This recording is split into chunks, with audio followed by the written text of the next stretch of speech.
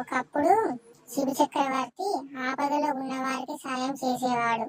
ఎవరు ఏది అడిగినా దానం చేసేవాడు. ఒకరోజు ఒక పావురం వచ్చి ఆయన దగ్గర వాలింది.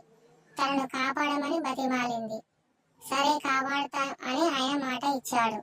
ఇంతలో ఒక డేగ వచ్చింది. ఈ పావురం నా ఆహారం, నేను తినాలే, దాన్ని నాకు ఇచ్చేయి అని కోపంగా అడిగింది డేగ. పావురాన్ని ఇవ్వను, దానికి బదులు ఇంకేదైనా అడుగు అన్నాడు శిబి చక్రవర్తి. అయితే పావురమంతా బరువు గల నీ తొడమాంసం ఇయ్యి అని అడిగింది డేగ. శిబి చక్రవర్తి త్రాసు తెప్పించి ఒకవైపు పళ్ళెంలో తన తొడమాంసం కోసి వేశాడు. ఎంత మాంసం కోసి వేసినా పావురంతో సమానం కాలేదు. చివరికి తానే త్రాసులో రెండో పళ్ళెంలో కూర్చున్నాడు. పావురానికి బదులుగా మొత్తం తన శరీరాన్నంతా తీయమని డేగను వేడుకున్నాడు.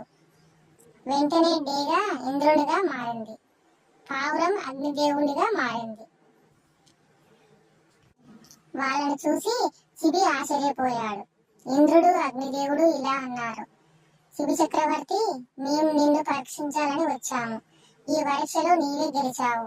నీ దాన గుణము, త్యాగ గుణము చూసి సంతోషించాము.